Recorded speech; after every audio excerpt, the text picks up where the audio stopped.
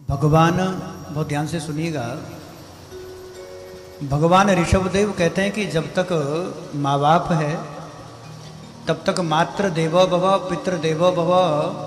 इस सनातनीय परंपरा का निर्वाह करते हुए विधिवत उनकी सेवा, उनकी पूजा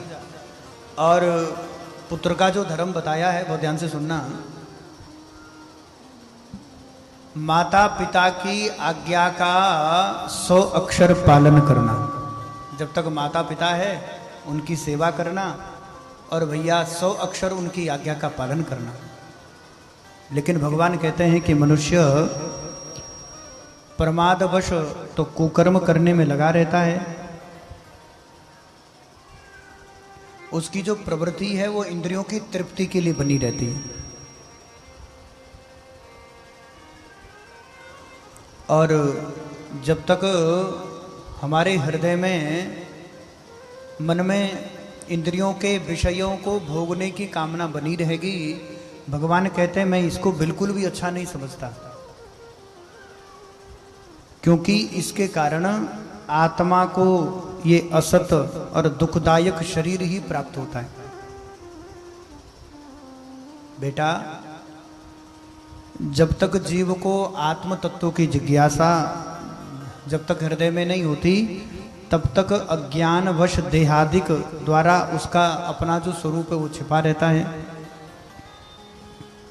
और फिर वो लौकिक वैदिक आदि कर्मों में सदा सर्वदा फंसा रहता है और तब तक मन में ये समस्त कर्म वासनाएं बनी रहती है और तब तक जीव को देह आदि शरीर आदि का बंधन बना रहता है और तब तक जीव संसार बंधन में बंधा रहता है। इसी प्रकार अविद्या के द्वारा ही आत्मस्वरूप ढक जाने के कारण कर्म वासनाओं के वशीभूत हुआ चित्त मनुष्य को फिर कर्मों की ओर प्रवृत्त करवाता है, फिर आदमी फिर कर्मों में लग जाता है। अतः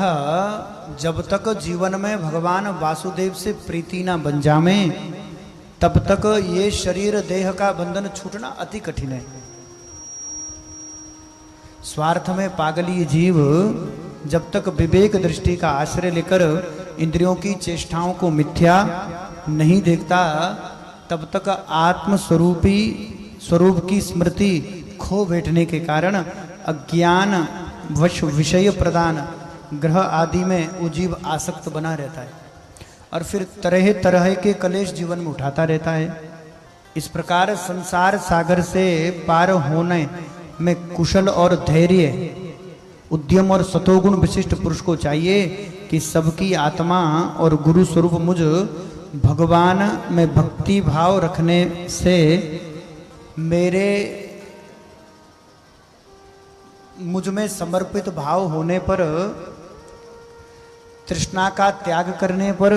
सुख दुख आदि द्वंद्वों को सहन करने से जीवों को सभी योनियों में दुख ही उठाना पड़ता है। इस विचार से, जो तत्व जिज्ञासा से, तप से, सकाम कर्म से, त्याग से, मेरे लिए किए कर्म करने से, मेरी कथा का नित्य श्रवण करने से, मेरे भक्तों का संग करने से, मेरे गुणगान कीर्तन से, वैराग्य से, समता से, शांति से और शरीर तथा घर आदि में मैं मेरेपन भाव का त्याग करने की इच्छा से, अध्यात्म शास्त्र, इंद्रियां और मन के संयम से, शास्त्र और सत्पुरुषों के वचन में यथार्थ बुद्धि रखने से, ब्रह्मचर्य से, कर्तव्य कर्मों में निरंतर सावधान रहने से, वाणी के संयम से, सर्वत्र मेरी सत्ता को देखने से,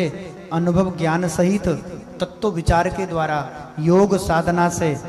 अहंकार रूप अपने इस शरीर को मुझ में लीन कर देने से। इसलिए मनुष्य को चाहिए कि सावधानी पूर्वक ये सब करें। अविद्या से प्राप्त हृदय ग्रंथि रूपी बंधन को शास्त्रोक्त जो ये रीति हमने बताई है, इन साधनों के द्वारा भली भांति इस बंधन को काट दें, क्योंकि जब तक कर्म का संस्कार चित्त में बना रहेगा तब तक कल्याण होगा नहीं और अंत में तदंतर समस्त साधनों का भी त्याग मुझी में कर दे।